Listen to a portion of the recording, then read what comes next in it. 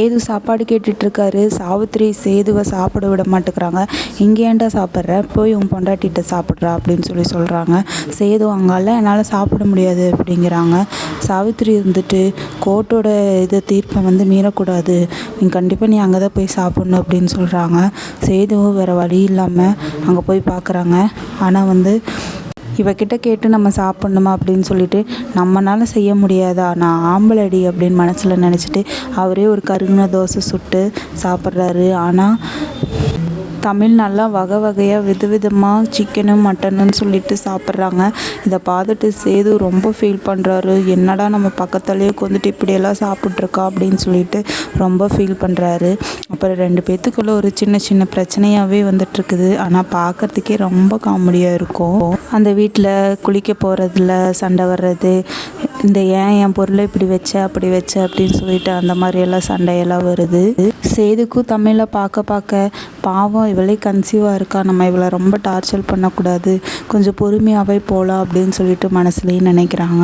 அவங்க 2 பேரும் இப்படி சண்டை போட்டுட்டு இருந்தாலும் இதை பார்க்குறதுக்கு பாட்டிக்கும் சேதுவோட அம்மாவுக்கும் ரொம்பவே சந்தோஷமாக இருக்குது.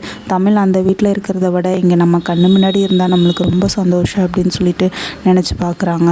சேதுவும் தமிழ் காலேஜுக்கு கிளம்பிட்டு இருக்கிறத பார்ப்பாங்க. அப்போ இருந்துட்டு இவ காலேஜுக்கெல்லாம் போகக்கூடாது, இவளே கன்சீவாக இருக்கா, அங்கே போய் ஏதாவது குழந்தைக்கு ஆகிட்டா என்ன பண்ணுறது அப்படின்னு சொல்லி யோசிக்கிறாங்க. அதுக்கு இருந்துட்டு நீ காலேஜுக்கெல்லாம் போகக்கூடாது அப்படின்னு சொல்லுவார். தமிழ் இருந்துட்டு நான் காலேஜுக்கு போயே ஆவேன் அப்படிங்கிறாங்க. இங்கே பாரு, கோர்ட் இன்னும் தீர்ப்பு கொடுக்கல, அது வரைக்கும் நீ என் பொண்டாட்டி தான், நான் சொல்கிறத நீ கேட்டு தான் ஆகணும் அப்படின்னு சொல்கிறாங்க. ஓ அப்படியா, நான் கேட்டு தான் ஆகணுமா, படிப்புங்கிறது எனக்கு விருப்பப்பட்டது, நான் விரும்பி தான் நான் படிக்கிறேன், இதை உங்ககிட்ட கேட்டு நீங்கள் பர்மிஷன் தரணும்னு எந்த அவசியம் கிடையாது அப்படிங்கிறாங்க. சேதும் நீ போகக்கூடாது, என் பொண்டாட்டி நான் சொல்கிறத தான் கேட்கணும் அப்படிங்கிறாங்க. உடனே தமிழ் வந்துட்டு அந்த வக்கீலுக்கு ஃபோன் பண்ணி கேட்குறாங்க. அதுக்கு நீ காலேஜ் போகிறது உன்னோட விருப்பம், அதையெல்லாம் யாரும் போகக்கூடாதுனால சொல்லவே கூடாது அப்படின்னு சொல்கிறாங்க. அதுக்கப்புறம் தமிழ் காலேஜுக்கு போகிறாங்க. இது சேதுக்கு சுத்தமாக பிடிக்கல. அதுவும் இல்லாமல் பஸ்ஸு ரொம்ப கம்மியாக இருக்கிறனால தமிழ்நாடு கரெக்டான டைமுக்கு போகவே முடிய மாட்டேங்குது. ரொம்ப பிரச்சனையாக இருக்குது. இதுக்கப்புறம் தமிழ் எப்படி பஸ்ஸில் போகிறதுன்னு தெரியாமல் ரொம்ப லேட் ஆகுதுன்ட்டு ரொம்ப பயந்துட்டு நின்றுட்டுருப்பாங்க. அப்போ சேதுவும் இவளை பஸ்ஸில் விடுறது நம்ம குழந்தைக்கு சேஃப் கிடையாது அப்படின்னு சொல்லிட்டு தமிழை சேது தான் கூட்டிகிட்டு போவாங்க. வண்டியில் 2 பேரும் போகிறதில்ல, இவங்களுக்குள்ளே 2 பேரும் பேசிப்பாங்க. இதை பார்த்துட்டு எல்லாருமே சந்தோஷப்படுவாங்க. ஆனால் தமிழை பிடிக்காத சில பேர் ரொம்ப கோபப்படுவாங்க.